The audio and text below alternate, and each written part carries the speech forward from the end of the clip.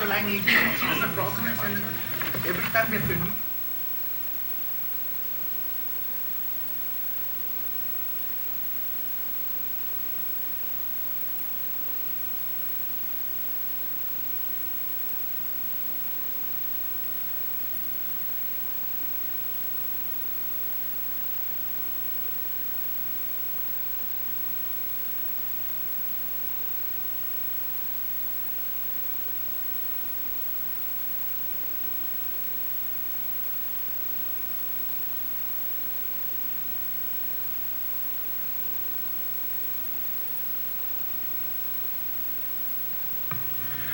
Buenas todos amigos ni mangaye paugo na pupuengi don coluna situs masi para finatun mizu todos para tafan junta guini jata diskuti I afasia no manlolofan GST I Chamorro Land Trust tahun na beona I todo lokui I mangatsongu ni mangaye guini agradecimiento ni man danya hit paugo na puengi gagi gini ni akagweko si Senator Tom ada Fionia si Senator Tony ada Gia Agapa, gagi si Senator Frank Aguon, da Fionia si Senator Rory Respicio. Dog Coluna si dos Masi ni official si Chamorro Land Trust ni mangagi lo ke pago gini na pupuengi I gume lulu I Chamorro Land Trust si Senyor Mike Borja si Tanamanda ni membro gi komisyon dan ni executive director si Dave Camacho ni acting pago na ora. Thank you very much, ladies and gentlemen, for joining us for this roundtable meeting to discuss the issues that are passing before the people of Guam and those most concerned about the operations of the Chamorro Land Trust, the beneficiaries of the trust. This evening, we're going to try and focus on the issue of how do we ensure that the processes of the Chamorro Land Trust with regards to the handing out of its leases for the residential and agricultural programs are operating in a manner that allows the individuals that are given these properties and these leases the ability to properly register their property through the recordation of maps, through the issuance and the proper signatories required to effectuate a valid lease, and the recording of those leases which recognize the ability of the beneficiaries to occupy that piece of property for the period of the lease, which is 99 years. We have received many concerns, complaints, and other communication from beneficiaries of the trust depicting for us some of the issues and the problems that they face in trying to get the proper recordation and authorities needed to make use of the properties that are handed to them. And these basically deal most at this time with the issue of the recordation of the maps and the recordation of the leases. And then, of course, the subsequent issuance of authorization for access to the public utilities for those properties. So at this juncture, we will start with the issue of these leases. We sent a list of questions to the Chamorro Land Trust with regards to the survey of the properties and the processes that they have. And then we will proceed when we get a response to that. We can then listen to some of the beneficiaries of the trust who have issues specific to those cases that affect their ability and their right to occupy the properties that they have. For many people who don't know, the Chamorro Land Trust, of course, was enacted in the 12th Guam legislature, which set aside available government of Guam lands for use of Chamorro homelands in the form of 99-year leases to eligible recipients of the trust. The trust was originally designed to provide for agricultural and residential leases. Those are the only uses of the trust that are allowed under the enabling legislation, in addition to some very minor commercial activities that are allowed under the trust. It is very clear that the trust is meant to facilitate providing a place for a home and a place for Chamorros to engage in agricultural activities to help sustain their families here on this island. Leases to Chamorros are made available in 4 areas for the native Chamorros to use and occupy tract or tracts of Chamorro homelands within the following acreage limits per lessee: not less than 1/4 acre nor more than ½ acre for subsistence agriculture or aquaculture farming, not less than 1/2 acre nor more than 20 acres for commercial agriculture or aquaculture uses, and not less than 1 acre nor more than 20 acres for grazing use, and not more than 1 acre for any class of land to be used as a residential lot.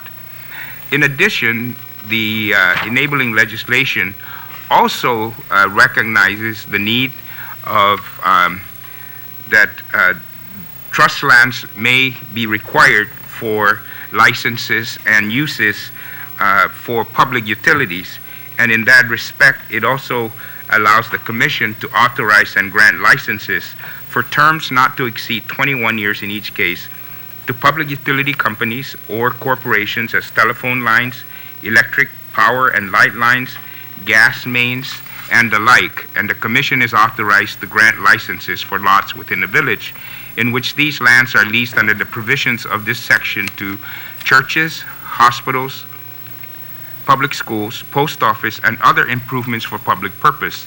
But once again, these are under lease and not as a direct transfer of property for these uses.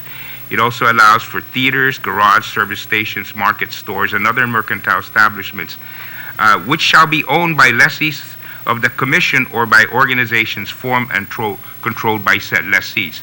So in these activities are for those that are eligible for leases, which are Chamorros. And then in addition, it also requires that nothing herein shall be construed as to authorize commercial lease or license of Chamorro Land Trust properties prior to the promulgation of rules and regulations pursuant to the Administrative Adjudication Act or adoption by a legislature to govern commercial licenses and leases. So it doesn't allow for these commercial activities until such time that these commercial rules and regulations have been adopted pursuant to AAA. To this date, there have been no adoption of, through the adjudication process, of commercial rules and regulations by the trust, nor by the legislature. And so that kind of gives you a brief history of the trust and where we stand today. The 2 most important programs of the trust, of course, as I mentioned earlier, are for agricultural and residential uses for the beneficiaries of the trust. So at this time, I'd like to go ahead and give the chairman of the trust to maybe open up a few remarks, and then we can go into some of the questions, and then we'll listen to the recipients and the beneficiaries of the trust in terms of some of their experiences at this time with regards to accessing the programs of the trust and ensuring that they are accorded the proper authorizations and approvals in order for them to have rightful use of the beneficiaries and the awards that they are given.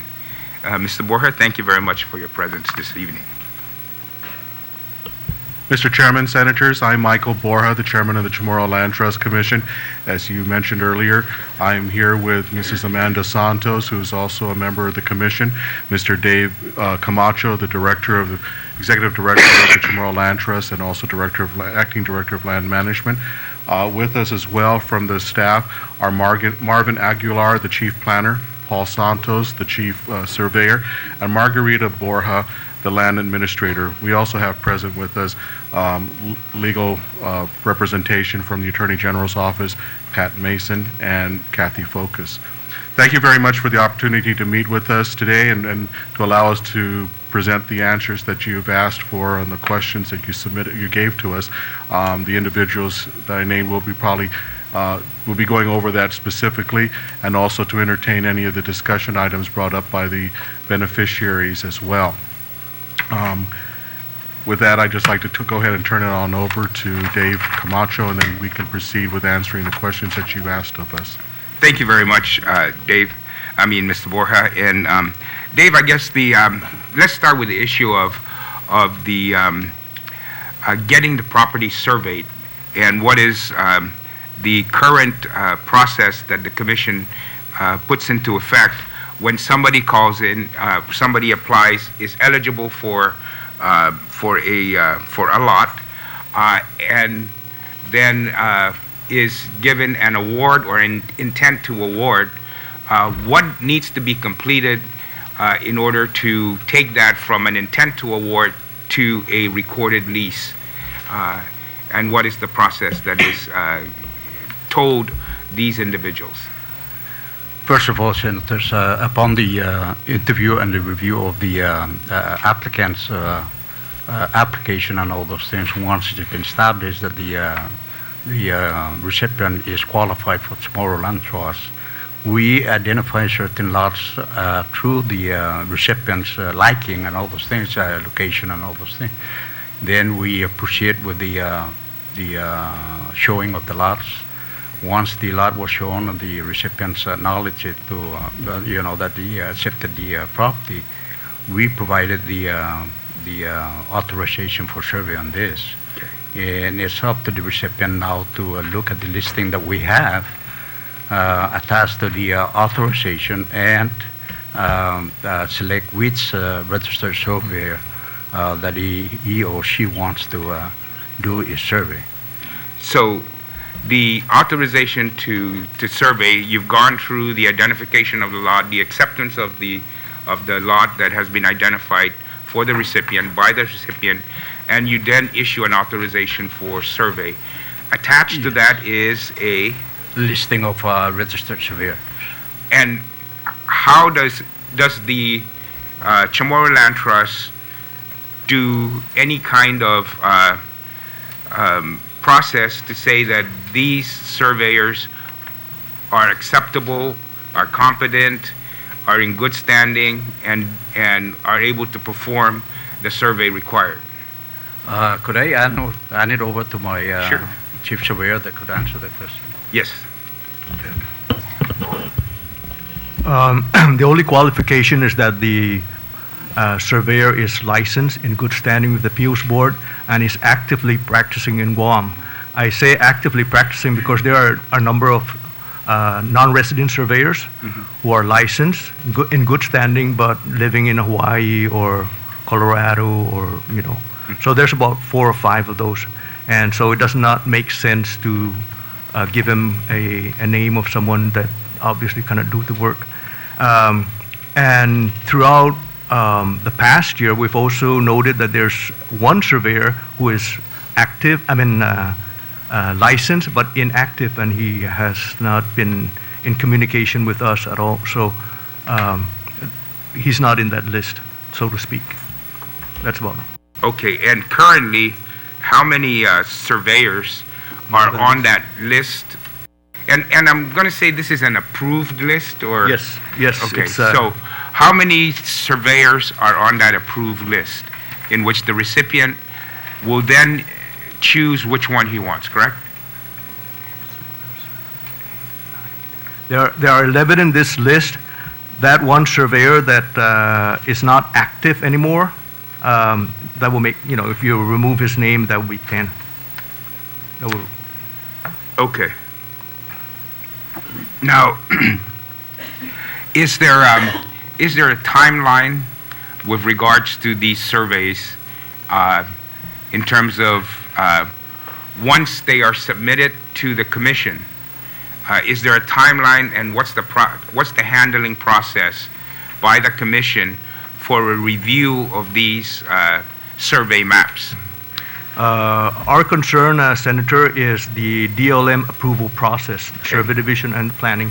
And we do have a timeline of 50 calendar days for review and approval, review of the check print and approval of the final map. That's the DLM portion, the survey division only. Now, let's say a check print is submitted to DLM survey division for review. We have 35 calendar days to review that particular check print. Depending on the complexity, we usually turn that around much less than that.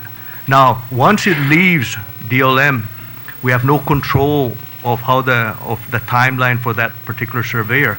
You know, he might hold on to that map for whatever reason for about a year or so, and we've got maps of that sort that are pending for 2-3 years.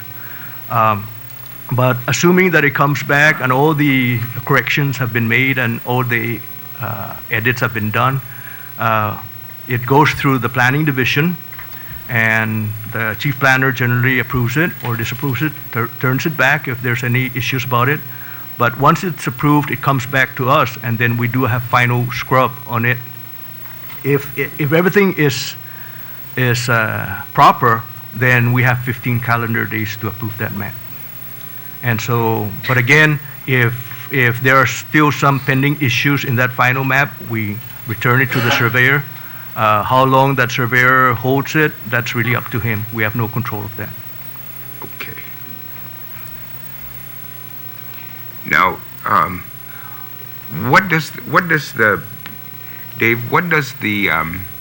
because this is an approved list of surveyors, what is the process that does the Chamorro Land Trust take when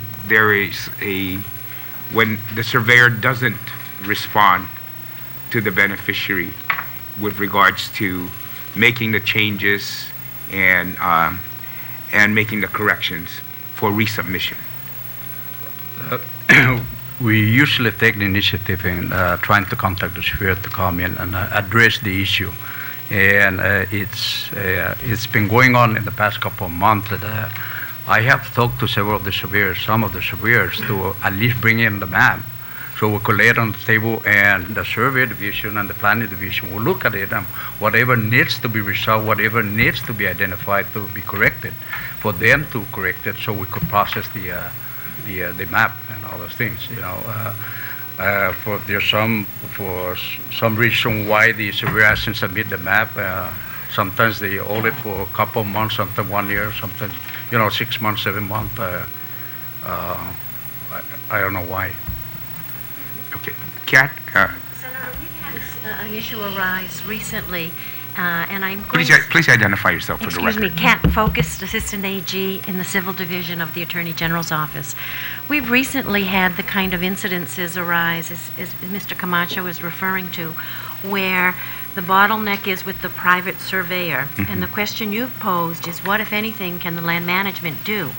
Truthfully, the answer is nothing other than, kind of courtesy calls, which is what I think the gentleman tried.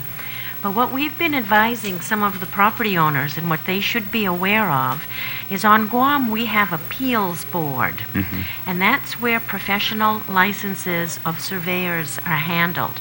And if you go to that website, there are forms that the private property owners can file complaints with the appeals board. And sometimes that's what it takes to light the fire under the surveyor, the private surveyor. Yes. Yeah. Just a quick question to follow up on that particular issue. Thank you very much, Mr. Chairman. I guess it comes back to the government, the Chamorro Land Trust Commission. What policies or standards are in place so that, in fact, the surveyor understands once this is given to me to survey a property, I have 45 minutes to be able to complete this process? Because what I'm hearing right now is that you provide it to the surveyor, and then now the discretion in terms of timeline is with the surveyor. So is there a policy or a standard in place that requires the surveyor to be able to complete the tasking within 90 days, within a reasonable time frame? Because I'm not too sure what some of the complications may be out there in terms of surveying properties. But if they don't have that instruction, then guess what? They could take a year. And why would anyone want to go to the appeals board when that surveyor has not been given proper instructions that you have 90 days or 120 days to be able to complete this tasking? So does the Chamorro Land Trust have a policy in place, whether it's written notification or whatnot, that this has been awarded to you by virtue of the beneficiary and you have 90 days to be able to complete this task? Or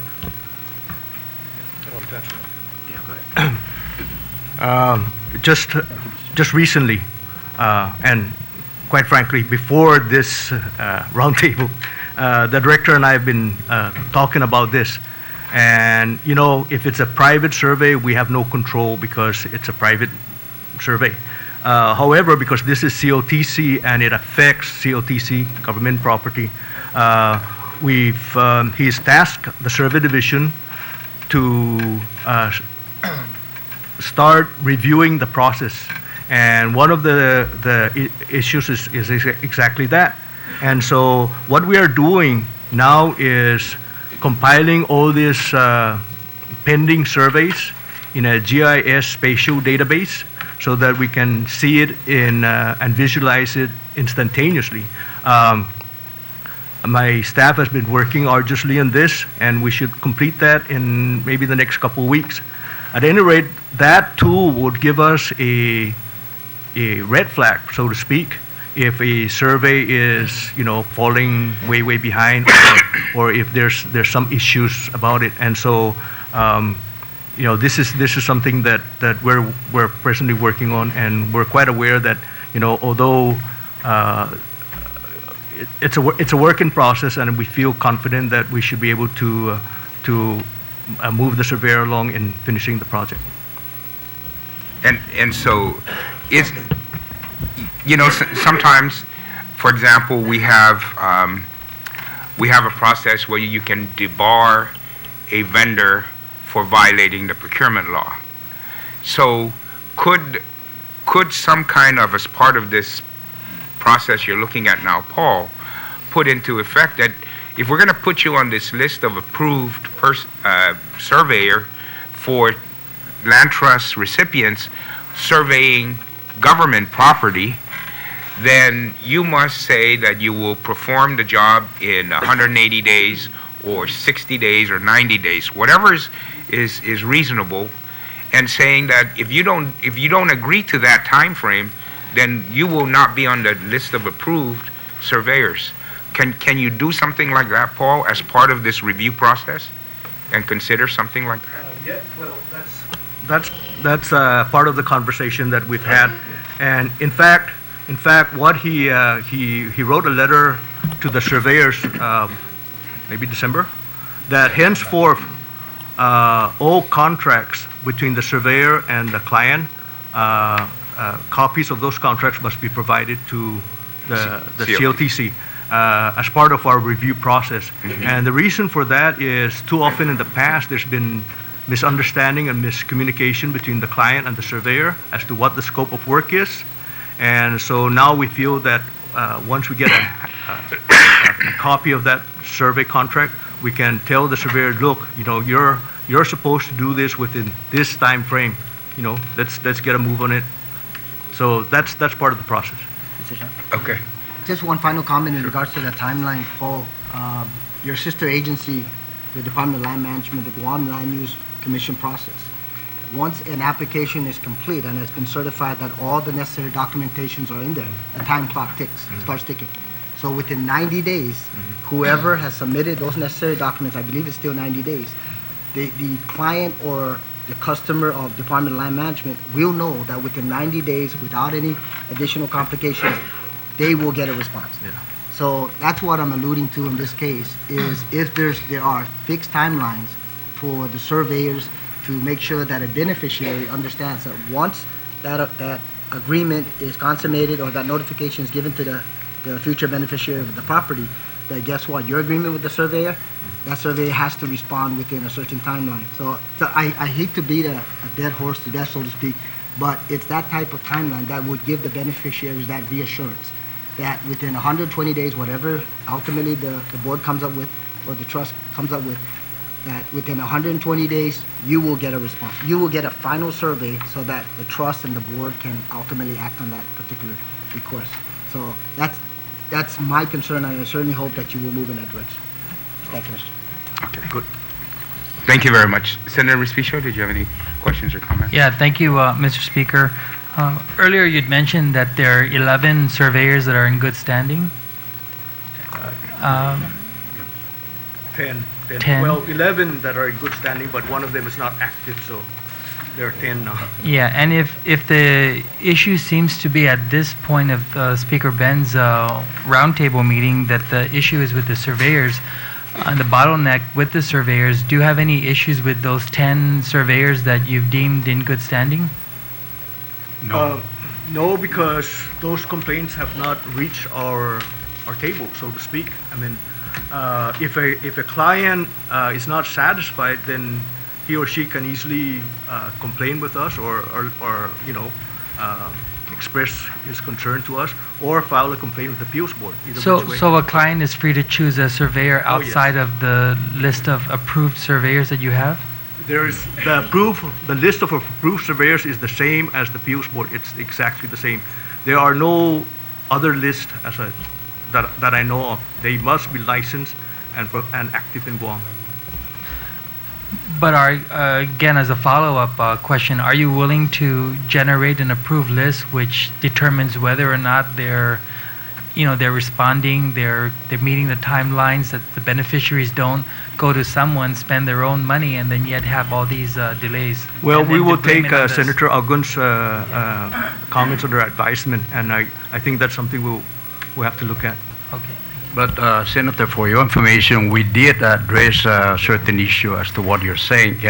One of the surveyors that we've been having a problem in the past couple of weeks, we have removed his name from the listing. As to such time that all the mapping that he has done in the past is being corrected and all those things come up to par. We did, his name is not in the listing anymore. And I did address that. I informed our chief surveyor plus the land agent not to award any survey job to that surveyor. That's been addressed already. Senator, did you have any? Senator. Mr. Chairman, may I ask a question? Let's just kind of go with this, then I was going to open it up on this issue. You had mentioned, Paul, that you had done a kind of a preliminary survey trying to build your database on these problem surveys. How many do you estimate are out there in which there have been authorization to survey, but the map has not come back for recordation, at least a couple hundred. So there's a couple hundred recipients out there that have received the authorization, may or may not have engaged a surveyor. No, they have engaged. They have it. Oh, so you know that they have engaged one. Okay. Okay. Are there any authorizations to survey above that couple hundred that have not engaged a surveyor? Would you know that? Well, we have 1,113 residential applicants 1,113. that we have issued leases to and have not procured a surveyor, and 1,300 agricultural applicants. So 1,300 applicants. These have all been approved for lots, shown a lot, accepted a lot, and have not surveyed the properties. That's right. Okay. And to add to that, they have yet to submit a survey map to land management Right. for our review. Yeah. So when you say a couple hundred, we're really talking about a couple thousand that don't have only maps. 100, right? That have procured a that procured, that A have couple engaged hundred- the a couple hundred that have engaged the surveyor and the properties have not come back. Pending out there. But when I asked that, so there are over 2,000 that have been awarded a lease, designated, accepted what they have been shown, and have not completed the process of surveying the property and finalizing that lease and recording that lease, correct? They were either issued a lease or issued a survey authorization. Either a lease or Yeah. surveyed Yeah. authorization. Okay. All right. I'm going to then kind of open it up now to some of the recipients who may have some issues and some questions. And maybe, even if it's their own personal experience, I think it's very important that we kind of understand where they're coming from to see how what we think is happening and should be happening versus what is happening with the individual beneficiaries. So I know, Bob, you wanted to make some comments, and then I'll go ahead and then recognize. Almost 20 years waiting. Okay, all right. Okay. Identify yourself for the record. Robert Baumgartner. Okay. My name is Robert Baumgartner. They call me Toots, by the way. I have a lease in the Chamorro Trust. I've been there since 1990. What happened there now is when I applied, now I was occupied actually 6 acres in the beginning. But when the typhoon came on me, they made me borrow a loan to build a solid concrete house. So when I built a solid concrete house, okay, they gave me a half-acre residential on the agricultural zoning. Guam Bento Tung, I don't know nothing about that. I have it severed. Okay? When I have it severed, multi-severe, it will be from that tree to that tree is the boundary of your house. Uhongi, right? Okay, that's fine. Este gumao palimitaha po impas. I found out when my daughter severed her property, lamita tsuli gumao. So what I did, I asked the severe. Muman filiniti bagamintam, but he's all right. So I asked him, since you're doing my daughter, can't you do mine? Manapasyo talo $3,000 for re-severe. Okay? I don't know what adjustment they did, but the marking is there. Wahamohon nefinot sumoro. Okay? I-problema ginigit Chamorro Land Trust, kada Guam Nebu administration, different policy. That's the problem. Manahaman nila na isang yulo, gitanoo man, gigimi man barbecue. Now they want to take back my rest of the acre because you cannot have 2 agricultural leases. Which then I understand that. Because you guys, when we came up to my neighbor station line agent, they told me I have to give it up.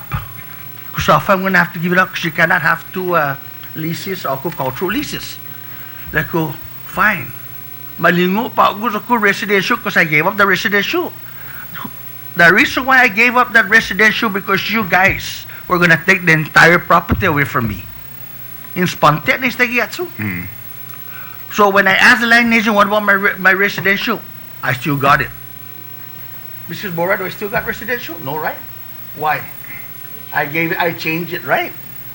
Siyempre, talaka gatso sa their own people came up, then they told me to change it. Then anyways, when I had it re-severed, Tom Elliott gave me another agricultural lot, the director, to shut my mouth. He gave me authorization to sever. I paid again another sever, which is not supposed to, right? Okay. So they trying to take that sever to cover 1998 sever. Okay, ready, Valerico? But I cannot find where's the authorization on 1998. How did they authorize it?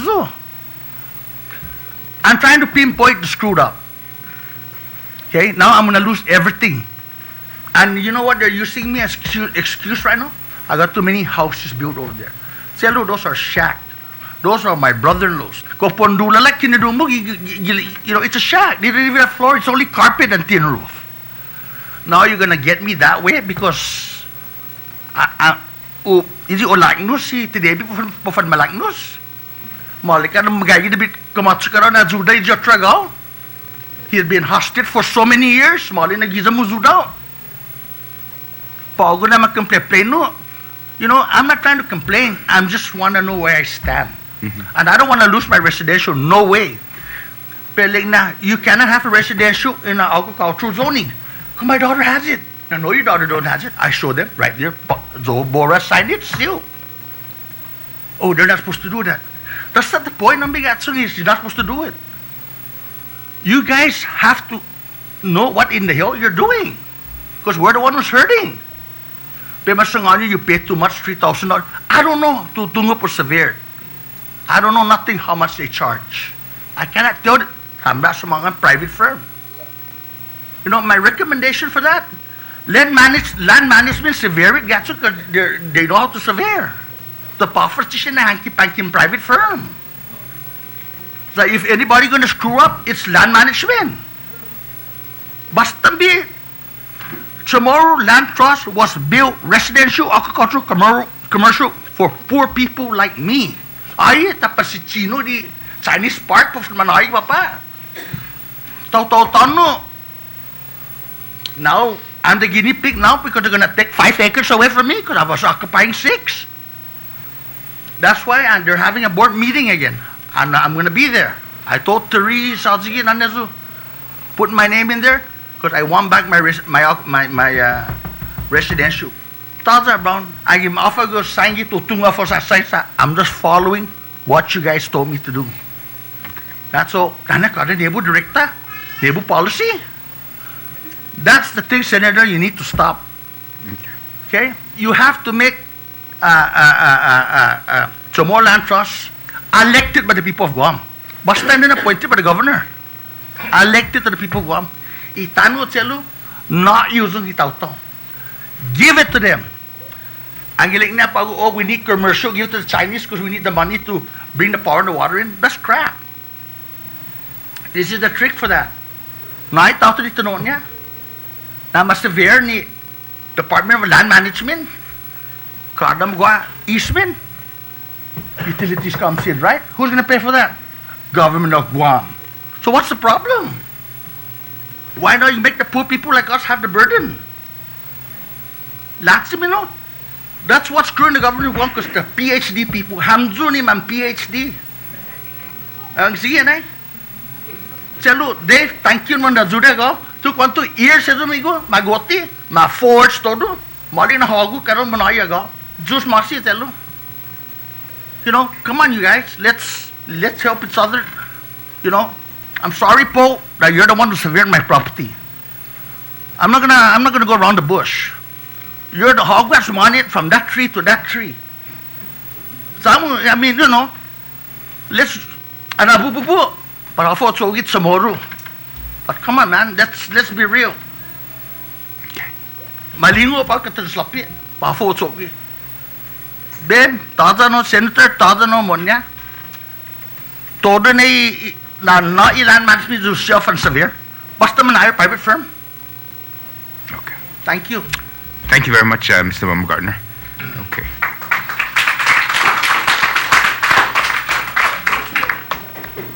Yeah. Okay. Robert? Bill, did you have a question? Again, please identify yourself for the record. Yes, sir.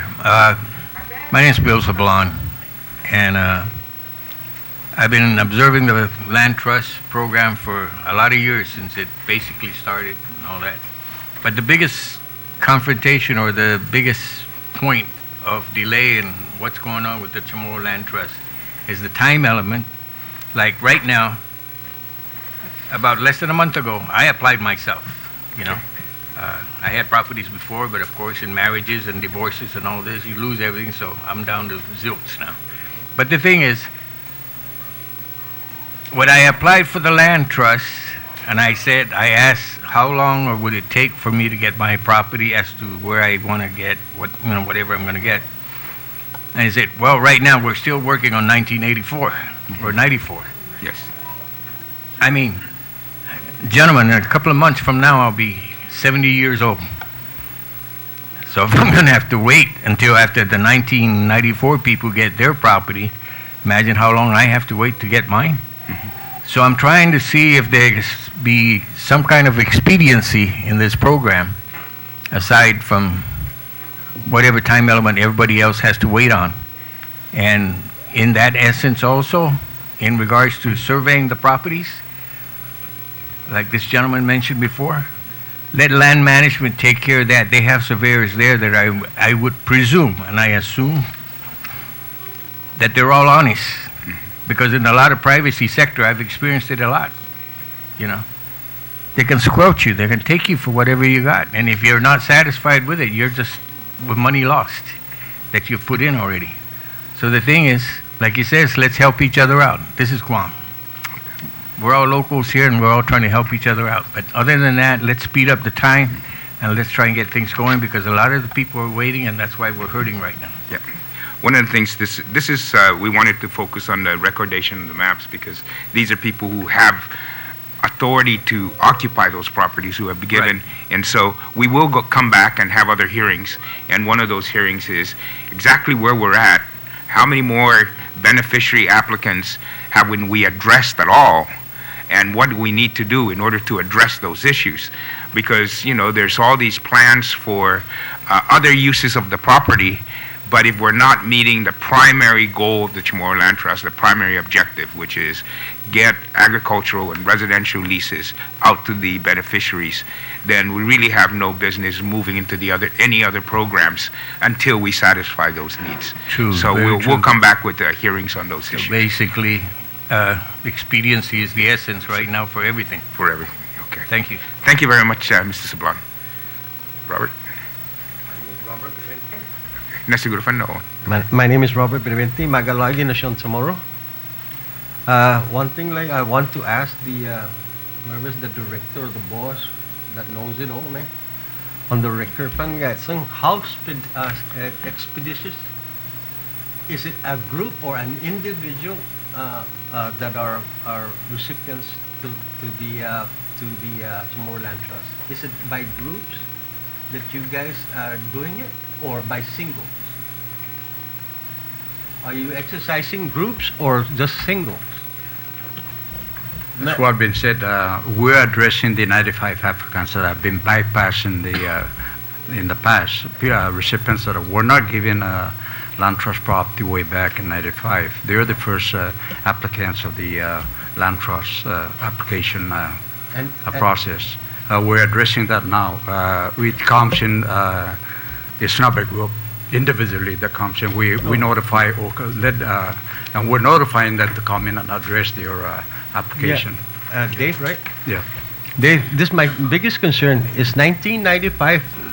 They have given the opportunity for the government of Guam to supervise it and to make sure they have regulations and guidelines and so forth, and to work with the departments of the GovGuams to somehow work together. Now, are they working together? Director or whoever has that opportunity to make that. Well, Mr. Beneventi, one of the big synergies we've had with our forces in the government is when the Chamorro Land Trust, which was its own specific little entity with its own individuals that didn't have the wealth of expertise like surveyors and planners within it that could help out, when in the last couple of years it was joined together with land management.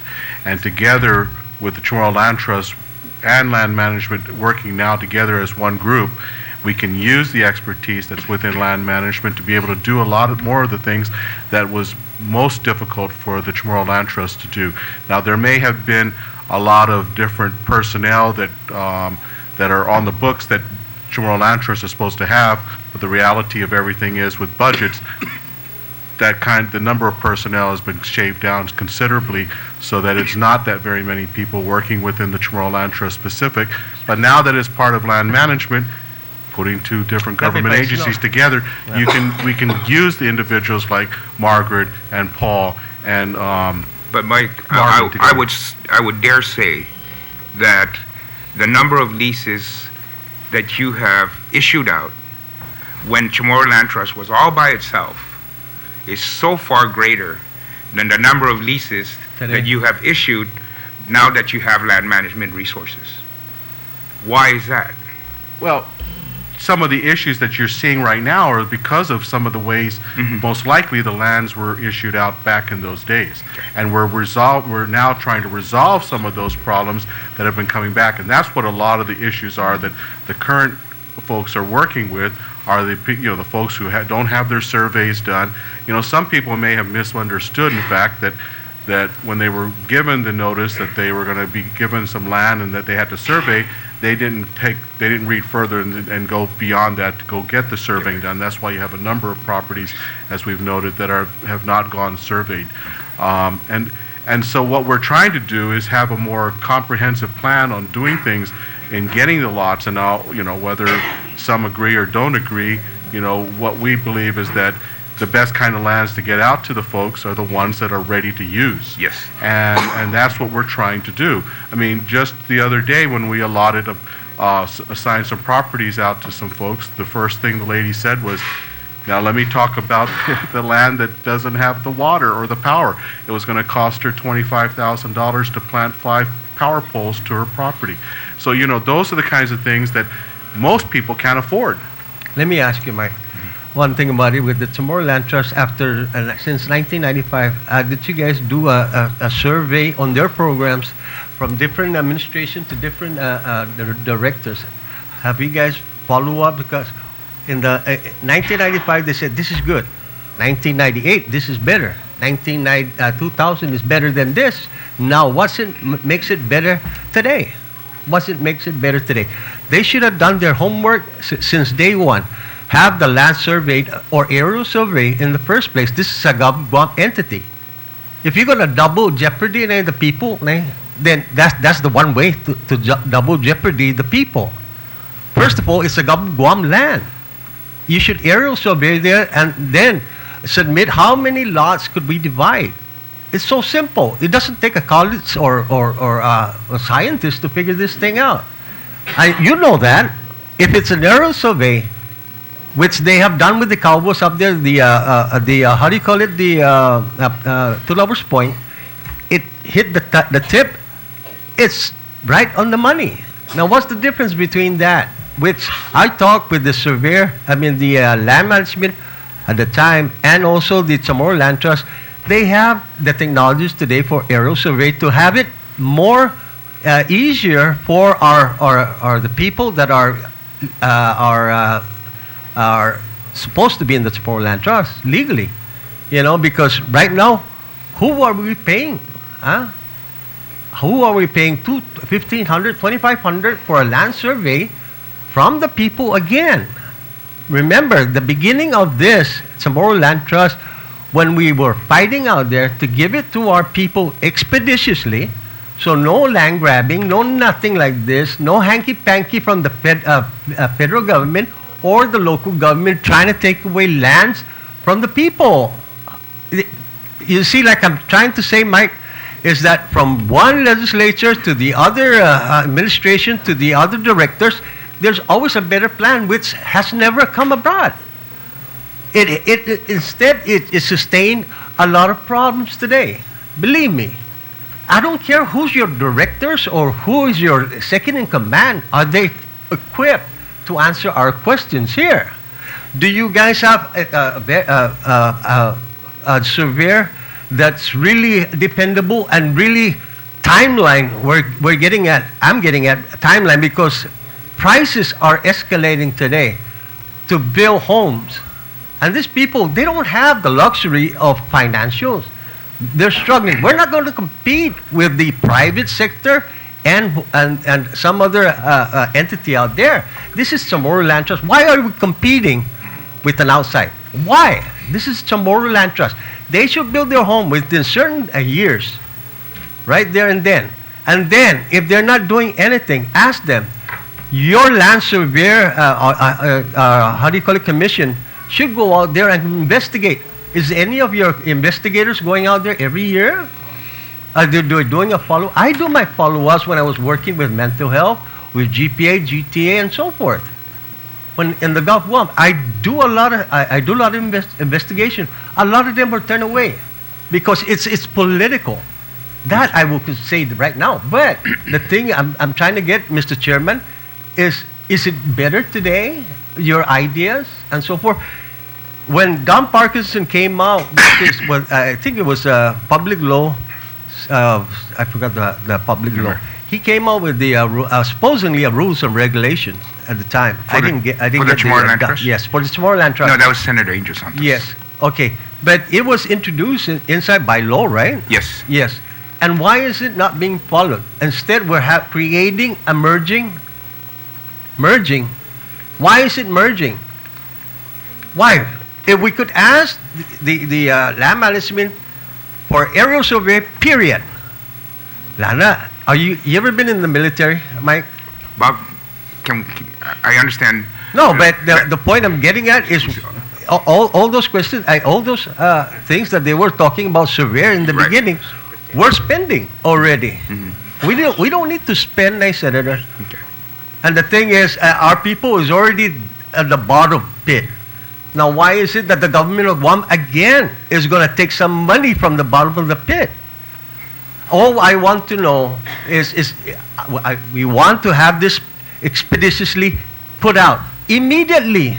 Mike, Dave, we want it because it's getting expensive, and we don't want no cuts and bullies from how do you call it, from entrepreneurs out there, business people. We don't want the military to cut us as bullies. There's laws about that. Bullies, they are so-called bullies. Am I right? From the Attorney General. There's laws. Just to make sure that if there's cut, let us know. Because if this administration is transparent, you better be transparent. Because we're not talking about Tom, Dick, and Harry of a department out there. We're talking about assets with land. Without no land, we're nobody will be here. We'll be sitting on a ship. This is not a ship. This is a land where it's precious to us. You got to understand that, Mr. Speaker and Senators.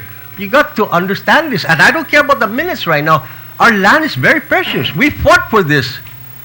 We fought for this, and we had it implemented. We put it into law. We fought all the way through. We gave the government of Guam a chance to get it through, but it's not. Instead, I thought it's by groups or by the hundreds that you guys submit the applicants to come in the Chamorro Land Trust. No, it's not that easy, Rumbo. It's not that easy. Yes, it is. It's only the people that are running the shows making it hard. It's very easy. Give it to the people.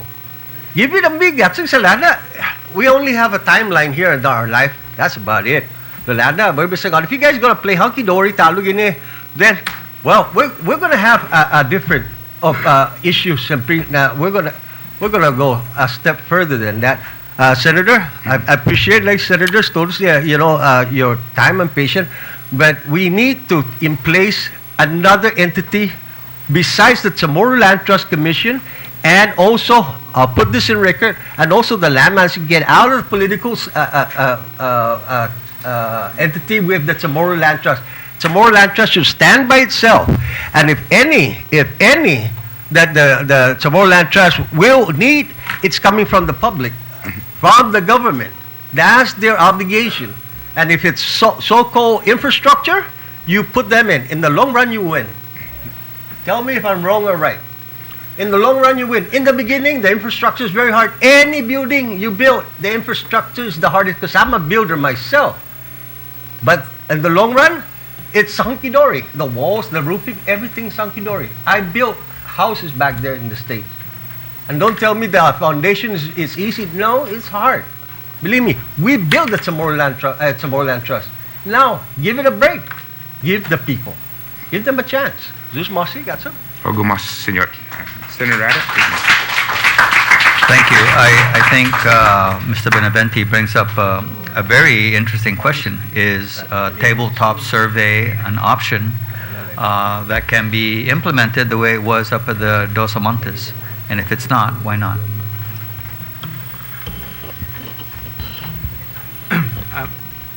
Senator, I'm not too sure what you mean that when you said that it's implemented up at Dos Amantes. An aerial survey is only good for planning and conceptualization purposes. You cannot replace boots on the ground. There's no way, there's no technology right now that replaces a field surveyor doing field work. And maybe eventually, yes, but right now, nothing replaces that person on the ground. I'm not, in the other comment about Dos Amantes, I'm not too sure about that. Yeah, what I understood with the Dos Amantes was that they actually had documents and they identified, for example, that his property was they've actually were able to get like the four corners, and then I guess everything else I was kind of fuzzy. Then they went in and they adjusted it, but they didn't actually have surveyors go out there to actually carve out everything. Are you talking about the private surveys that were done up there? No, it was something that was passed by law. They came in, the Amantes group. They came in. They said, "Here's a tabletop survey that they were satisfied with." You're referring to the zoning. Okay, okay. Well, that's different. That's for zoning purposes, for planning purposes. Yes, I mean that's not a problem. And I participated in that exercise. So, Survey Division worked on that. Okay, thank you very much. Okay. Trini, did you have any? I don't know, it seems like this is such a sad Please identify yourself for the record. situation.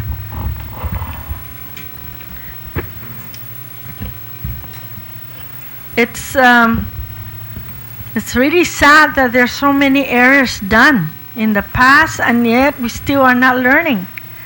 And how many years have gone by? And people are still suffering. I mean, the lands are supposed to have been given out to them since long time ago, and yet we're still not even measuring, surveying the lands so we can designate to whoever are already processed so they can receive leases. What's going on? I mean, I guess like Rumbu says, every time new administration comes in, a new director, and then the staff are confused or they get shuffled around. Why is this going on? We're not going to be able to distribute the land the way you guys are going. Can you see that? So really, I've been asking, we need to have the Chamorro lands be independent from the government of Guam because it belongs to the people in the first place. It doesn't belong to the government, though you say it is, but it's designated for the people. So why can't we work that way? I mean, there's so many problems. All I'm writing down is all the problems going on. It's too many pages already. I've written down too many pages. And I know I'm asking a lot of information, and we need those information. Yes, if you cannot really go ahead with what you got so far, well, give the data to us. We'll see what we can do with it. Because the people have a right to the lands, and yet we're denying them. That's what we're doing here. I don't blame you individuals because you're supposed to work as a group, right? As an entity, an office, and you have staff.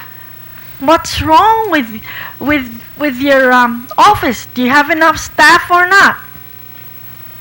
We need to check the money. That's why I'm asking for the revenues collected so far and also the expenditures. I need to know where the money went because those money belong to the people. The monies, talking about a lot of monies, right? Maybe not so much, but we need to collect them and we need to assess what we got so far and what size of land do we still have left and what have been distributed, and have all the lands been distributed appropriately and correctly? Because we need to know that. We don't want to be chasing people off their land after they build their house, like Robert Baumgartner. And there's a lady back there who's claiming the same thing. And there was a lady who told me during our meeting that they were asked to remove their house and go somewhere else. What kind of nonsense is this? Aren't we putting hardships on the people? It's too much hardship. And there's a lady who says she has to pay, how many for 4 power poles? $23,000? She could have built another small house or add rooms to her kitchen. But no, she has to worry about light poles. How come? What's going on? Don't we have the brain power to figure this out? Really? Or shall we divide people up and assign them what tasks to accomplish and then pull it together? Because it looks like we're all tearing to pieces. I mean, things are, isolated, compartmentalized, and it's not going to work out for us. But the land has to be given out to the people. It belongs to the people. Our people, not anybody else. And I've been hearing other people from I don't know where around the world coming and occupying lands. Now, who gave them these lands? You know, I've been even asking the Chamorro Land Trust Commission long time, how many years ago, who are giving these people these lands? Nobody. They start hiding from me. They don't want to talk to me. No, don't do that. Because the lands still have to go to the people. No matter what you do, hide it or whatever, no. And those surveyors, they are not acting professionally. What's taking so long? They have the whole, how many, 50 years? They can wait. You have to sit around and wait for them to do their work. Well, if they are licensed, what kind of license do they hold? Are they qualified? You have to get somebody qualified to do it. And that will follow, as the Senator Pangilinan was saying. Don't you give them a timeline? What's the process? You need timelines for all these things that you're trying to accomplish, step by step. That way you can give out the land. Make sure that the people go to which land they're supposed to. Now we're going to go back. I'm asking you documents, information, so we can work this out. We cannot let you go just like that. The land belongs to the people, and we are the people. I need to know the cost that has been expended for every jobs that you did. Maybe not you, maybe the other people before. And also what revenues, how much, and where are they going, where they're deposited, if they spend money to account for it. Because those monies belong to the people also. Because whatever you spend for any square foot or square centimeter of land, and whatever money you collected belongs to the people, to the Chamorro people, not to be just spread out. You make money having, maybe going into this venture, and you need to stop this, offering lands, big parcels of land for other people to make business on. Yeah, we'll have a hearing on those Yes, issues. but it has to stop. Or do we have to get a lawyer to put a stop to it? I mean, I need to know where is this even going now. Because if it's continuing, no, we have to fight back with our teeth. Maybe I'm losing my teeth, but it's not a fun deal, you know? I feel bad, I mean really bad, that this thing is happening to our people. Man tayo mamalawi laista. Taza sinintestasta. Taza guado fan masapit tauta. Ahiti taza gua. We're all guilty. Each and every one of you, including myself, because I've waited this far to keep on examining you, investigating what you're doing, because your people need the land. And we're not going to stop, because I'm handing it over to the younger generation. It's not going to stop. And you know the land belongs to them, to our kids. So if you give the land to their parents, it will eventually go to them. That's why we're in a hurry, because you have taken too long doing this thing. You have taken much, much too long. You have to put a timeline out. You're going to accomplish certain things, follow what process to do, and given certain deadline, you have to work on that basis. We cannot allow you to work the way you have been working. If this is a corporation, you have been fired long time ago. All of us. So we need to put a stop to it. And we do need more hearings, public hearings, we will have oversight, please, because this is only survey, and I hear a lot of problems. I don't have Chamorro Land Trust for myself. Lucky that my father had land. But some of my land also was taken away by the federal government, and I'm still fighting for it because it's not their land. I never received 1 cent for it. And that's how precious land is. For everybody here, they're supposed to be recipients, but a lot of them have not received their lands. That's where we're going wrong. Please, we have to correct ourselves. Si Zeus Mahasi. Algo más. Señor. Buenas, Senator. Walshy Talazero, Chairman, Dave, a lot of you people I know. I would like senators for the policy to be changed, and it's supposed to be followed by the conditions that the law states.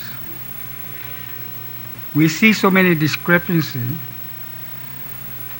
We tend to hear these discrepancies. And every time I see a bill in process, and I see the standards things that are happening, first of all, land trust property is for the people. Each time an administration comes in, I cannot blame these guys because they're just new. But 4 years. A lot of them that's not that have new. been working with land management. But in due process, when we look at the scenario that we have here, first of all, when land trust was open to the people, the agreement within the land trust was to put the infrastructure in, survey and put the infrastructure in, and then lease it. Am I correct, Senator Penguin? No. You see the laws on that? No, it's not in the law. And then, but the problem at that time, it was supposed to be like that, but there was no money at that time. Be as it may, when I look at this millions of dollars that is around us, and I see the people that have been given leases, they were given leases to go out there and work on it with their own money, provide for their own CISPO, provide what they can do, and they stay in there. And when I see these people come to my place and ask me, why is this being done? Why are we being relocated? And the thing that befalls us is when there's a disaster, you have federal grants, SBA, land trust gives permission. Can we go back to the gist of the hearing here? I like the background, I understand it, but I think we have enough background. And can we get to the survey and the process of the survey Okay. so we can move it forward? Within the survey, I mean, the whole idea is to give out the land, like you say. Give it out. when they give out the land to these people, they started building. Before then, when it was land management, you cannot build anything solid. 8 years back, or 12 years back, you can build a semi-concrete, even on agricultural land. A lot of these people were being processed with those kind of, because of the lease that was, they were given, they were permitted, they were given That was the idea. the authorization. Each time they change this, the policies that it's ridiculous. And I'd like to ask Mr. Chairman, just so that I guess you're aware of this, but right now the leases that are being put out is so slow. Yes, that's the problem. That's why we're here. And right now, in looking at the parameters of these people waiting, and I'm looking at commercials being issued out, I'm not paying attention first to the people that has been paid $50 since 1990 something, and then somebody just wants to come in and say, I want to build a shopping mall or whatever it is. Exactly. Now, who are we taking care of first? Not the ones we're supposed to. Are we taking care of our people first, or are we going to take care of somebody else's first, what they want to do to be in? But to me, I hope and pray that both land management, a standard policy should be in the survey. Either we hire our government survey. If Joe says that we keep having problems with this private sector, I cannot understand why there's no dialogue in putting penalties to these surveyors and a time frame that supersedes that and give these people what they paid for. And then only to turn back people that have paid for and wanted to be relocated because the local housing might be at hand. And that's, in general, these people that faces us right now today, and I'm facing some of my nephews and nieces, they're about 40, 60, almost 65 years old. To be relocated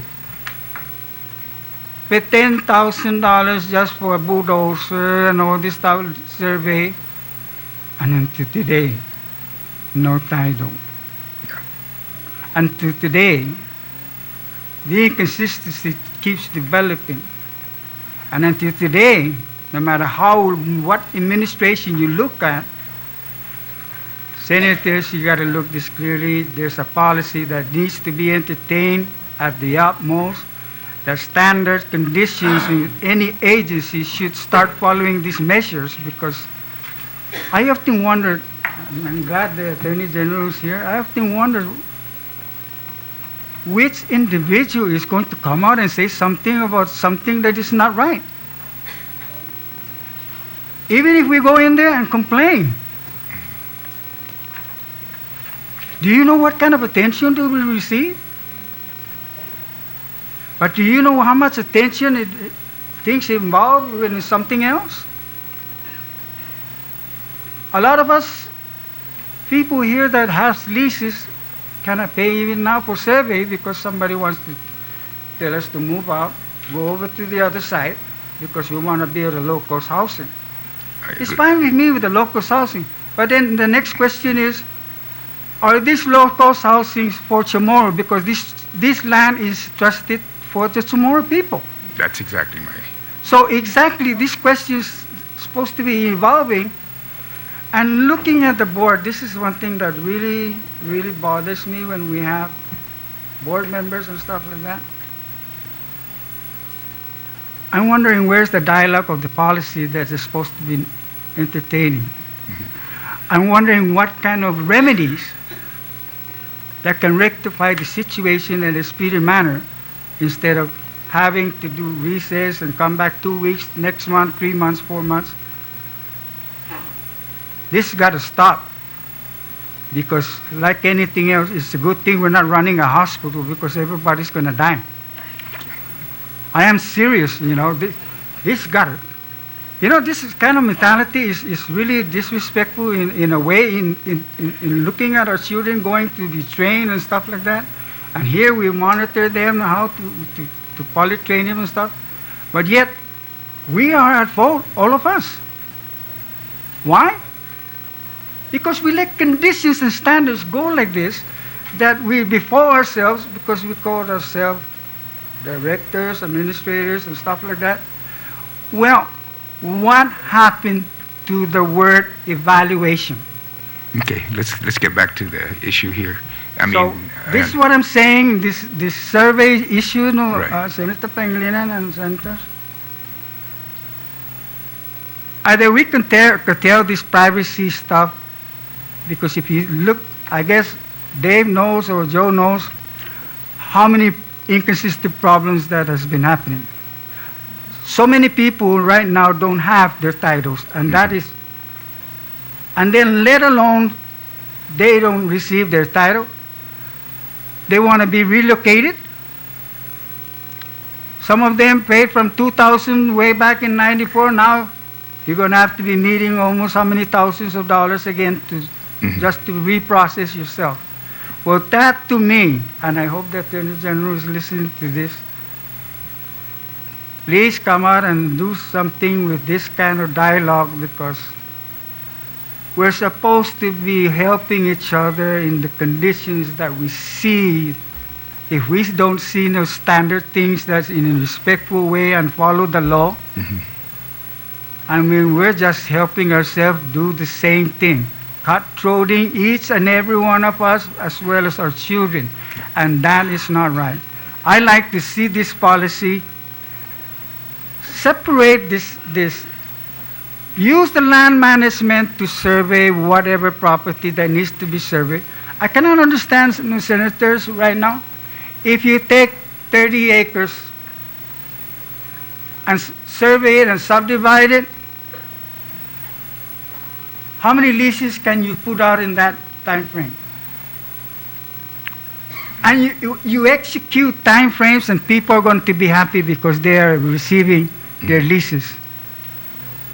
Are we going to keep standing for these excuses each and every time that we have to come in here and try to hear out what frustrations do we have and the things that we've been losing? Or we keep spending money for what? For nothing? And are people receiving what they're supposed to receive with the value of the dollar that is being expended? Okay. So this is what I'm saying. Yeah, that'll be the next subject of our hearing. I like for you, Senator Pangilinan, and all these senators. This legal stuff got to be entertained at the most, because I see so many illegal stuff that I guess we all know it. I see it, and it's not fair for people that have been waiting for the longest time. And I hope in the next hearing, Chairman, I hope you're in full gear with your board members. I know that you don't have enough board members.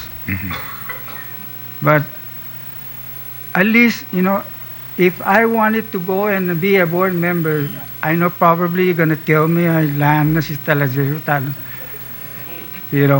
But honestly speaking, well, I would suggest if you're interested to talk to the governor, because he... I like we all like to help each other, and we tend to use those words.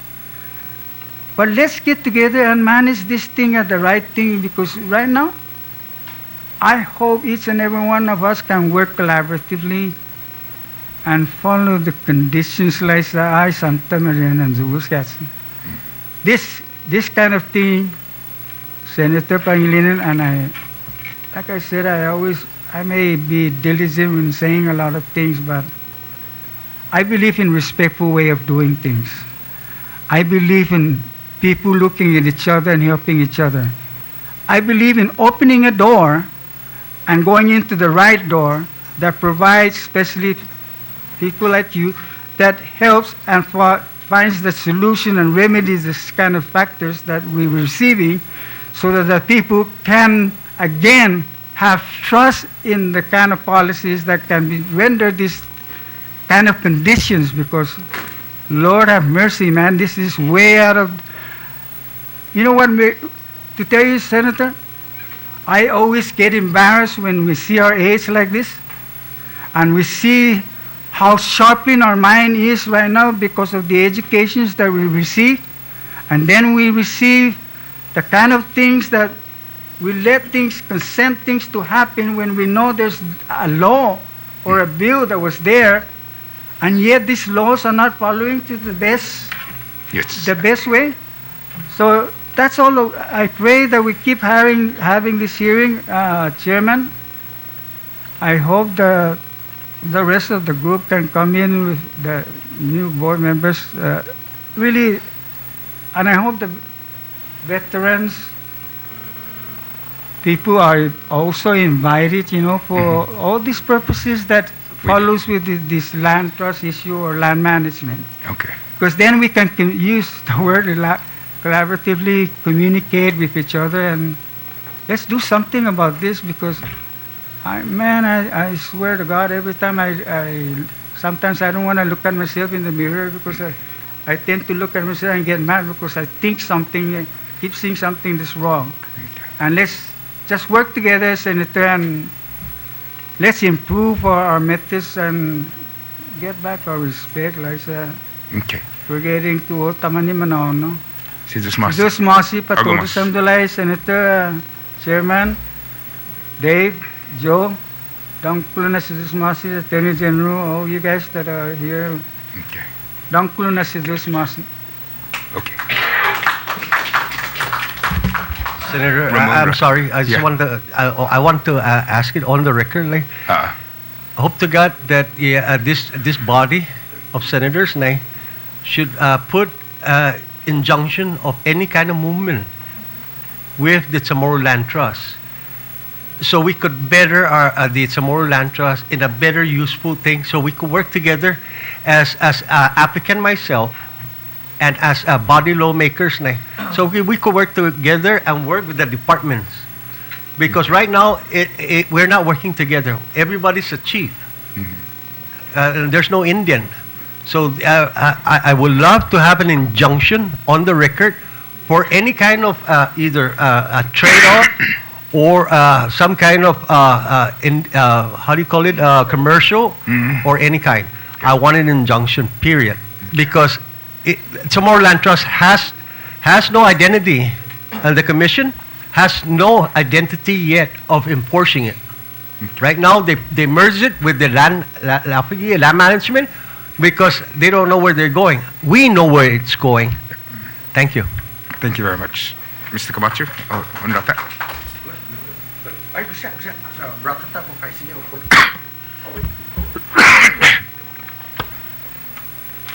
Thank you, Speaker Ben, members of the 37 Guam Legislature, Chamorro Land Trust and Chamorro Land Management and AG's office. My name is Juan C. Camacho. I came here tonight to share the experience that I went through the Chamorro Land Trust. When the Chamorro Land Trust first came in, I kind of let it go for people that are probably more in need to get properties. And at the same time also my kids were going to school and they were off island, so I said, let the most fortunate probably perhaps get the land first and then I'll come in later. So that's my first experience on that. I have no problem with that. Then the second part, when they all finished school and they came back and one in the military, I told my wife, we go check. So we check and they said not yet. Then I said, how come I heard there's people already in Jigu all over the island that they were getting property. Some of them are bragging that how they got it and all that stuff.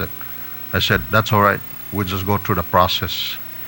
So later on, I said, okay, now we have to do it because I have to do missions and I have job in the States and I have to go to Iraq and all that stuff.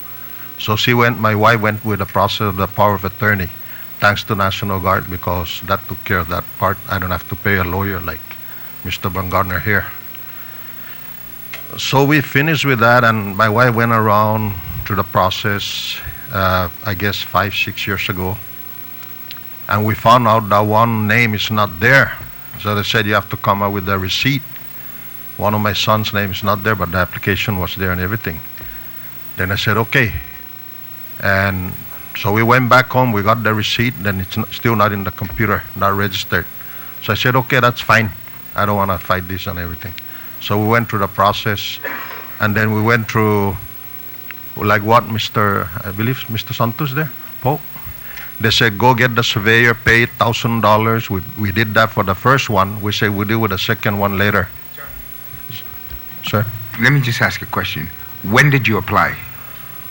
I believe it's with your kids, maybe good 8 years ago. Was it when we first applied? Yeah. Too? That's in '94 when it came out. The first day. Right. Okay. Right. Okay. So fast track 10 years, because I guess we're now in probably the 20 years or 15 years. So fast track 10 years up of that when they first start giving up. So I explained that part already. So she took the power of attorney and she went there. It was over here on the second, third time that we made an attempt to get the property, to qualify. So they gave us the map. I mean, they gave us, here's the surveyor, so and so. We paid the surveyor. The land was done, one in Jigu, and still the other one, there's no receipt or something. So I said, okay, never mind that. There are more people that need it than us. So we processed that. But up to now, I get this runaround of check the surveyor. The surveyor, when you're finished this, you go over here and back to land management. Then I went to land management. They said, go back to the surveyor. So it's not in sync. And Mr. Camacho, you're aware of that. I was in your office just the past few months, no? Just checking, just following up. That's fine.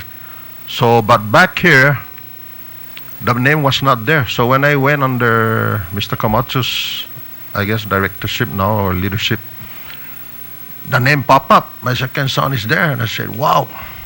I said, yeah, here's the receipt. And he goes, then I freak out. I said, wow, of the thousands that applied, now my second son's name is there, but they applied. We applied at the same time and everything. So I said, wow, I guess God is with us. Maybe it's a blessing because we let others take it that are more need. So we were very happy, only to find out later that my oldest son's name was in one slot, which is actually we have it surveyed. The other one, the name is there, but it's like on the side, but it's not slotted. But at least it's in the computer. So we're working on that, and they're helping me on that. But the thing is, the thing that really, I guess, frustrated most of the people is, like you said, appeals board and all those things.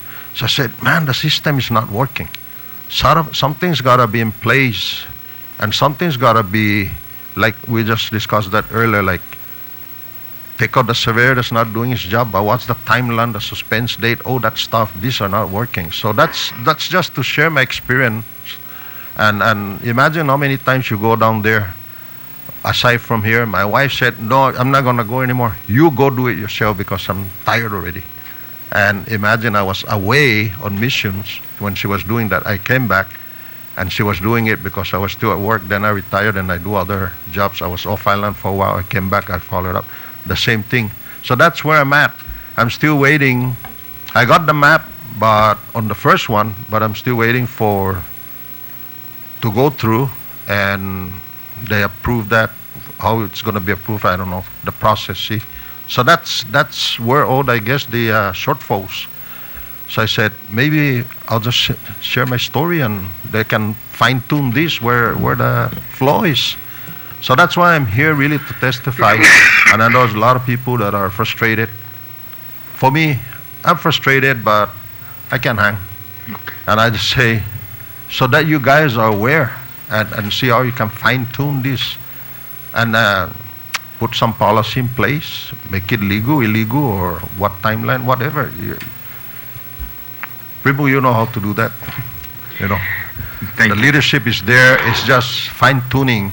And I just want to share my thoughts on that, and hopefully things will work from here. But see, that's just it.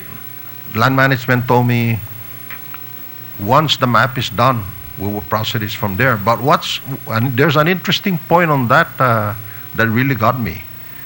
They said there's a sector. The beautiful lady down there that's really helping me, she told me there's like a sector, and I got this from somebody. You guys kind of like have a sector. I guess you can call it like a beat in the police force. Sector A, Sector B, Sector C.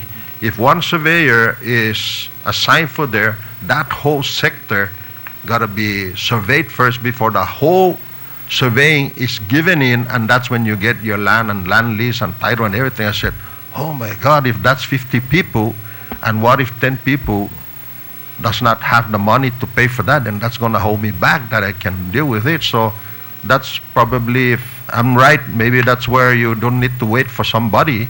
And the power poles and everybody, who knows when I'm just looking, maybe the government can save money where, forget about completing that whole sector 1 or A, before the surveyor submit all the names and they say, okay, this is locked in, this is done, we put the infrastructure. How about it this way?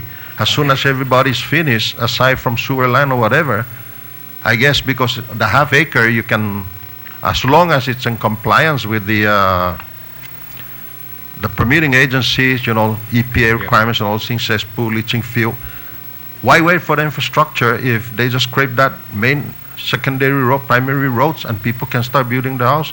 Give them the permits, and when the government is ready, blacktop it, and maybe in a provision, if you're half acre, as a provision on your lot, when you put it with cesspool and leaching field and you wanna do it with the sewer, put that provision in your piping to say, once the sewer come in 10 years, 30 years from now, just hook it up, get it done. Maybe the government can pay for it. In that case, everybody's happy. And I mean, maybe it sounds easy or what, but I'm just saying these are the things that probably can be fine-tuned.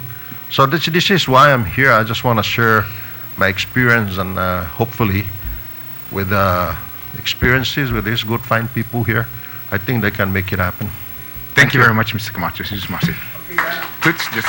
Senator Rotatag, I'm follow posangan to the director, Mr. Camacho. Okay, what I had another property severed. Okay, I got authorization. See, Ben, I got 5-6 acres altogether. Right. Right. I'm only severing it an acre at a time. I see. Okay, the reason I didn't bring this up, I want other people to try it, so I just came in. Okay, I got that's the authorization they're trying to use for 1998's authorization, which is not supposed to. That's Tom Elliott gave me that. Okay, the question here right now, because I keep severing, and I'm paying. Yeah. And it's still not registered. Right. Okay. He didn't issue me that. It was Tom Elliott. Okay. And when I was opening up my files, that's the only authorization severe I have. It's only Tom Elliott, and they're trying to use that to cover, and I was telling Therese, no, Therese, that's not how it is. Where is Joel Bora's authorization? Right. To, that nothing. That's why I want to ask Paul, because Paul was the one who severed my property. Paul, who authorized you to sever my property? I did the survey when I was in private land surveyor, under contract with Chamorro Land Trust. That's way back. So it's the Chamorro Land Trust? Yes. Whose approval? Joe Bora, right? That's correct. Yeah, under contract. Okay. So when see what's right now, what's happening right now, according to Therese, Mrs. Bora there, that I cannot have 2 leases, which is understandable on agricultural, and explain to you what happened, right? I was forced to put in that situation right now, and I do not want. By the way, Paul, when you severe that, did you severe it under residential? I believe it was agricultural. I believe. I'm not too sure. It's been a while. Anyways, okay, it's okay. Yeah. It doesn't matter. It's resevered again. Yeah. Okay. What I'm trying to say right now, because, okay, what's going to happen to me now? What's going to happen to me? Is the government going to get back that other acres? Either I'm going to lose the agricultural, which I plant mango and avocado trees, or I'm going to lose the residential. I think we'll get to the board. Once we get to the board on that meeting. I'm waiting for the board meeting. Yeah, we'll get to that. Okay, what I'm trying to say, Ben, is I don't want to lose it. Right. Yeah. Understood. And this guy is telling me if you're gonna have it severe, you have to sever the whole entire slot. Yeah. Okay. Tell you I cannot afford that. When I pay severe, I pay like $2,500. The last time I paid for that crumpy house was $3,500. Yeah. That's what I cannot pay another $2,500. Yeah. All the question there, Chelo, and I got the receipt. You guys need the receipt. Okay. I got it. I do not want to lose the property line. I do not want to lose. There's any way that you could change that and put that back where it's supposed to be, and I'll still keep the residential and an agricultural store. According to you guys, I could have it. Yes. And now that I don't want to deal with no line agent. I want to deal with the board, the director, and whoever is here. I will not listen to no more line agent. That's what's screwing me up. Okay. Okay, I'm just signing something that I don't know what the hell I'm signing. Yeah. Okay. All I'm asking you guys, like Mrs. Bora, don't take the property away from me. It'll go to the board. They would be the one. No, there's a good man. Yeah. Yeah. Which is thank you about that. But, okay.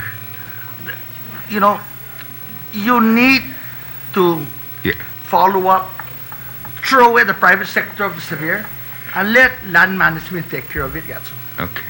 It's better like that. Okay. Thank you. Thank you very much, Mr. Baumgartner. Senator Cristobal. Sedusmasi, Speaker. Nesta invitasyon niya para testigo pa ako na kuwengi.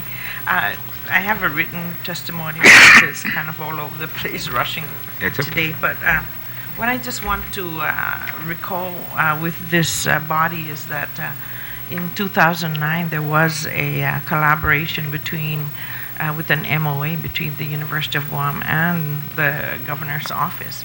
And that collaboration produced a report, suggestions on the protocols. And I think the land management is following that protocol.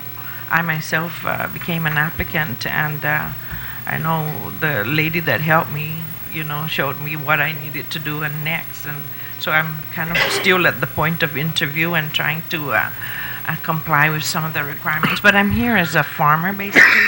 I'm a bona fide farmer, and I noticed. I would like to talk in regards to agricultural leases, because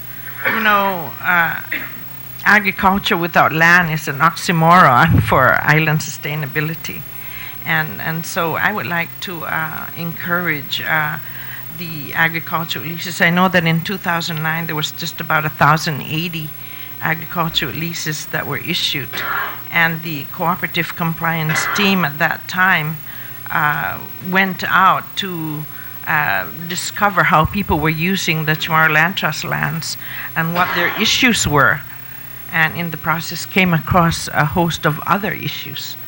Like, for example, there were these large blocks of lands that have never had a basic cadastral survey. And so while the Department of Land Management and COTC holds responsibility for the lands, I do not believe that they have been given the resources to do this enormous task of doing the survey. Basically, the property taxes go right into the general fund, and they need these resources. They lack manpower and they lack the resources, and so we need proper surveys to be conducted in giving out lands, in response to, there's a big rush by people's need for the lands going on. And although an enormous amount of land assets are controlled by them, and basically they're trying to fulfill their mission to provide lands to our native Chamorros for use for residential and commercial leases, and I personally have concerns about the commercial leases, but basically I want to zoom in on the agricultural leases that I feel must be properly managed, and I'm unsure what the data is for the agricultural leases of Chamorro Land Trust land, or what the production data is out of those leases. We don't have that. There's a paucity in data for agriculture overall. And we know that we can only improve and increase agriculture if there's an increase in the agricultural use of lands. And so these leases under the Chamorro Land Trust, they need both legislative and executive branch support. And that support, I think, is long overdue. They've been basically wallowing around, waiting for that support.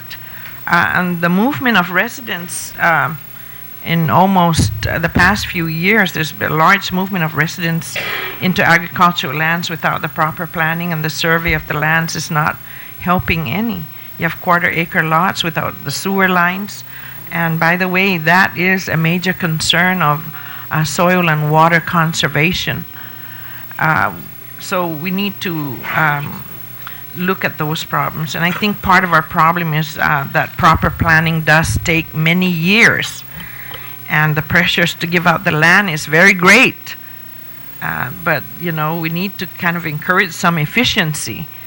We can begin by having an agreement or a plan set in place where each tract of agricultural land is surveyed by one team, and then establish those main boundary points, and from there the lots can be divided for the leases, and then allow the leaseholders to pay the costs back over time, maybe 5 years or 10 years, whatever the economies of scale would permit.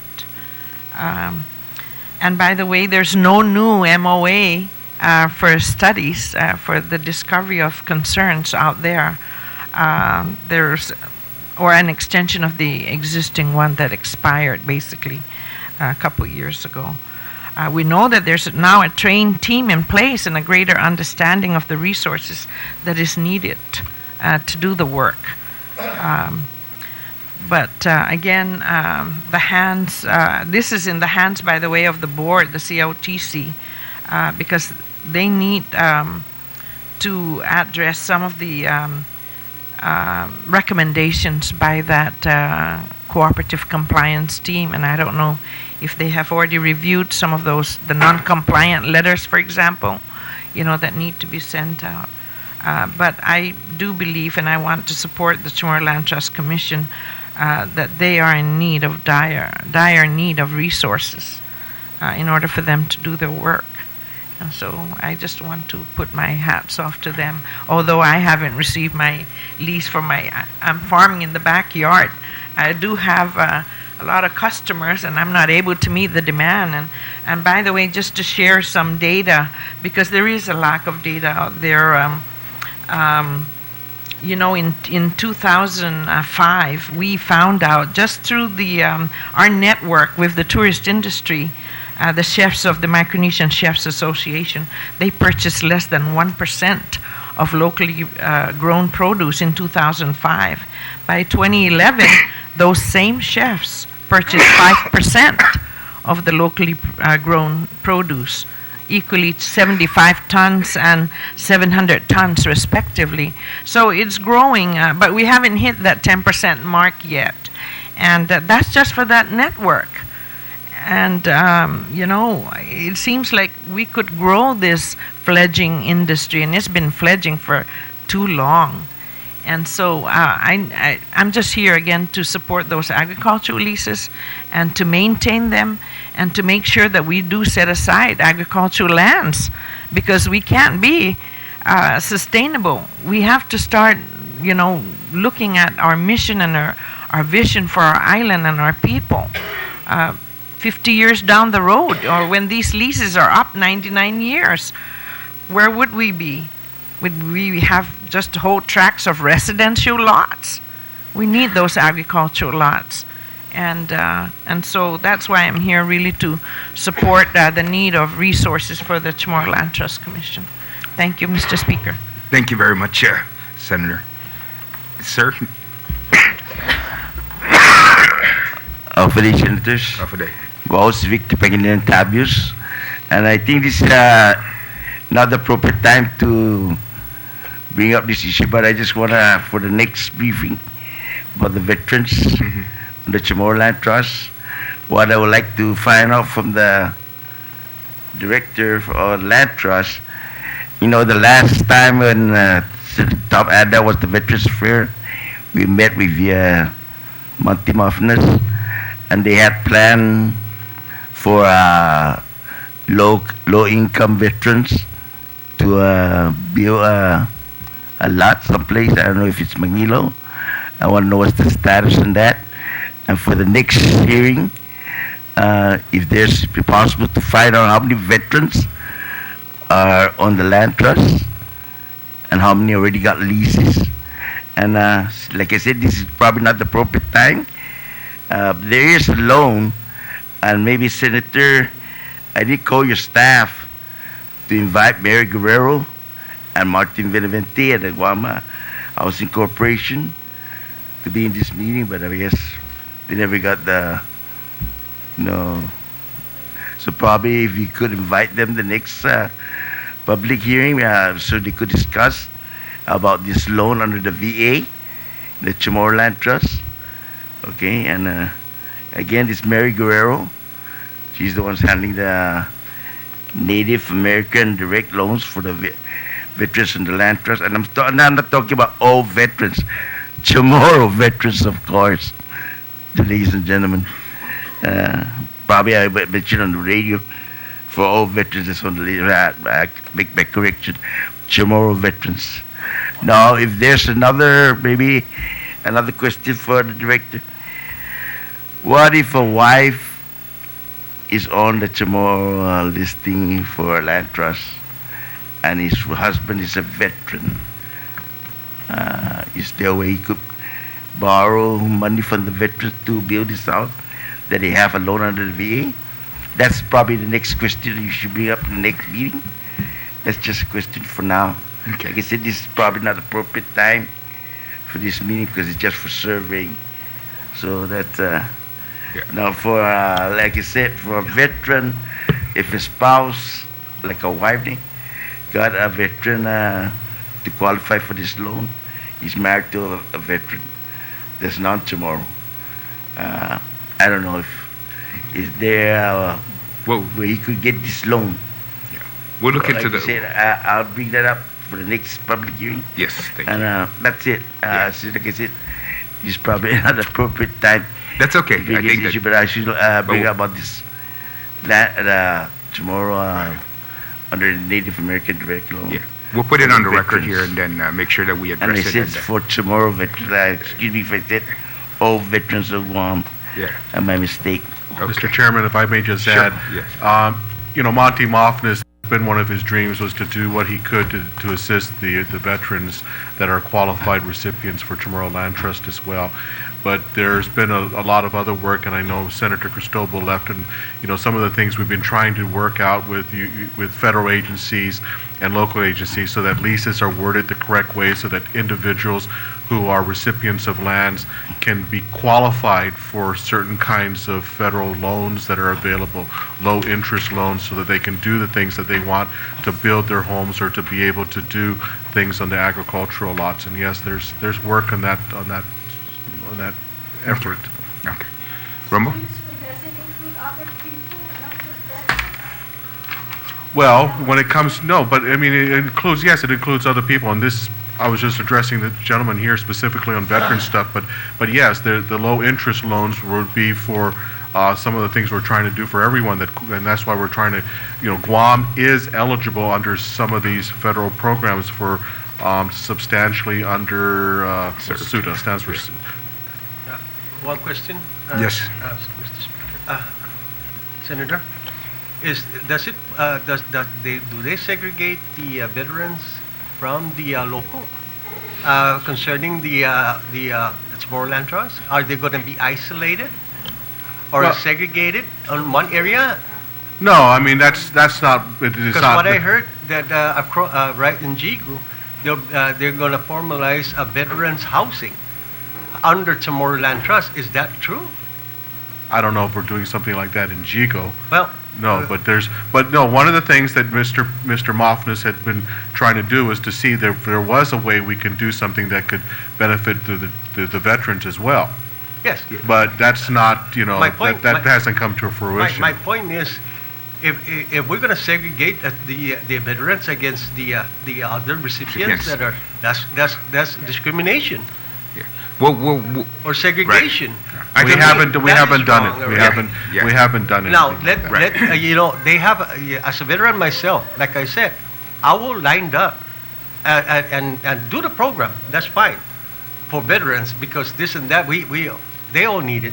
Well, right? Yes, and there may be certain other programs that are available specifically for veterans only that we're trying to take advantage of, and that's the concept of what we're trying to look at. I mean, if there's a program available that's going to help fund for these kinds of facilities under land trust that will benefit towards veterans specifically, then we'd be crazy not to try and take advantage of that. Well, like I said, almost every veterans that are mostly in Guam are veterans here. That practically that I've seen veterans that are 50 and above percentage. Okay. Versus the local, right? The local non-veteran. Yeah. So we're competing already with that. Yeah. We'll get to the discussion on that. Okay. All right. Thank you. That's okay. Sir, did you have any comments? There's, okay, my name's Antonio C. Camacho. Okay. I'm a veteran, and I strongly believe that my wife here might be evicted if I die because she's a German. She's not a Guam resident. I mean, she's not a good Chamorro. Mm. And my question is, what is she entitled after I pass away? You know, is she going to be evicted, or is she going to still stay there till my kids come back? Okay. Yeah. Mr. Camacho, you know, she's not an eligible recipient of Chamorro Land Trust, and so that's the unfortunate part. Now, do you have children? We have 3 kids. Okay. I would highly suggest that you ensure that one or two of them, well, one of them is listed as your beneficiary. That will be. You mean if I'm married, we've been married 34 years, okay? You tell me that she's not entitled to stay there when I pass away? She is not an eligible recipient to the Chamorro Land Trust, and therefore she's not eligible to be a beneficiary. Okay, and another thing, I scrounge a lot. I even went and sell aluminum cans just to pay my surveyor $750. Okay, you know what word they say in Filipino, balabola? So this surveyor did me good because we sat and drank a 12-pack and a piece of dairy meat, and I followed him all the way to get a copy of my map. Okay, I'm good where I'm at, but the thing is, I see a lot of squatters that are not being evicted, but yet the squatters, you know, they're going to be put in given the lease for that lot. How about those people that have been waiting in line? Are you going to get a squatter and give him a lease and bypass those people that are online, or no?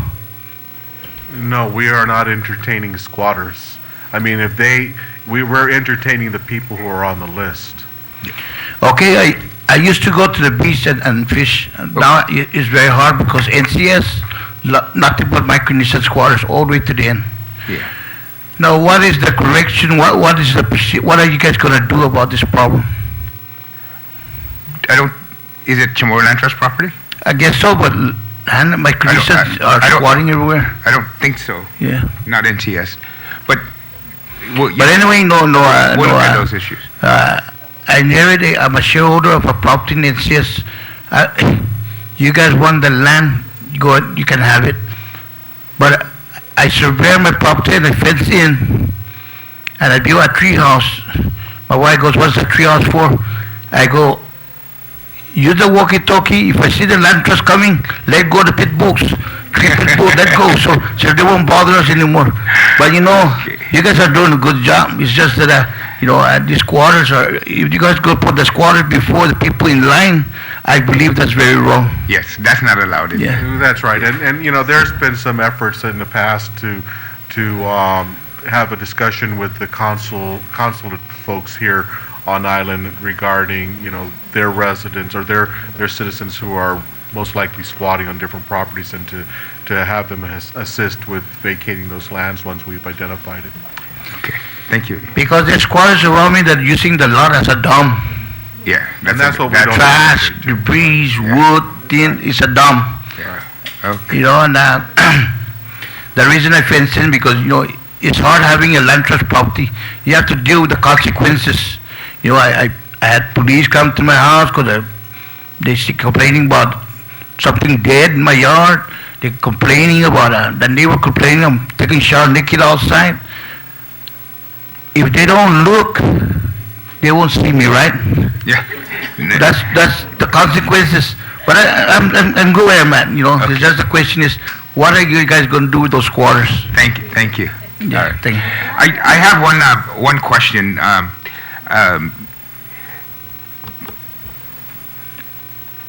There was a press release issued by the governor today saying that he found, or he's going to give an additional 7,500 acres to the Chamorro Land Trust. Do you know where those additional 7,500 acres are, Dave? Or is that already? Those are the properties that are unregistered that we're addressing now, about 7,000 acres of property that we're But addressing. that's already in the land trust. It's just not Of course, registered. It's not registered. Right. As long as it's not registered, we still cannot or would not issue any. Right, but leases it's in the inventory of the Chamorro Land Trust. Not yet. Not all of Not it. all of it. How did those properties remain outside the trust when those properties were also supposed to be transferred to the trust upon the enactment after the Land Reservation Act? Unregistered parcels shouldn't have been transferred to the trust because it's not available land. So a lot of the lands that were inadvertently transferred into the trust are, well, there's unregistered parcels that were inadvertently transferred into the trust, which shouldn't have been transferred until such time it goes through the land registration process. Pat, is that your reading? The first we're hearing. Okay. I'd have to take a look at what's Can you going take a on. look at that and give us your reading of that? Yes. Okay. All right. Because I think everybody's understanding was after the Land Reservation Act, all properties then become the property of the trust. And we couldn't lease them out, record them, register them until they were registered, until they were recorded. The basic parcel were recorded. But that was the only limitation, not that they didn't belong to the trust. So, So your question is, where are those 7,000 plus acres coming from? right. Yeah. If they're already part of the Chamorro Land Trust inventory. Yeah. Okay. I think Okay. we've only counted maybe 15 out of the 7,500 acres. 15 of those parcels out of 85 were in the trust. The remaining 70 were not in the trust. Okay. Because they have not been recorded. No. They've gone through the land registration process. Okay. But upon recording, they go to the trust. That's right. That's right. So they are in fact part of the trust. They're just shaded out as untouched. Okay. All right. Anything? Any? So what you're saying is those lands are Chamorro Land Trust lands, right? They're not reserved lands by the government. They're not reserved land. Yeah, they're not reserved. Right. Yeah. So okay. All right. Mr. Attorney General, did you want to add anything? No, Mr. Chair. No. Okay. There being any other comments, senators? Mr. Chairman, did you want to make some closing comments? Well, yes, there are a lot of great comments brought up today, and I, put down some notes, most specifically timelines on when properties should probably be finalized to the recipient. That's a really, really big one. The expediting of land leases, I mean, that's something we're definitely going to take a look at. And ensuring that whatever policy and guidelines we have in place already, if they need to be revamped, we take a look at that and work it out, and then make sure everyone is following them as much as we can. We have specific individuals who have issues. I know, I can't remember his name, but Mr. Baumgartner. Yeah.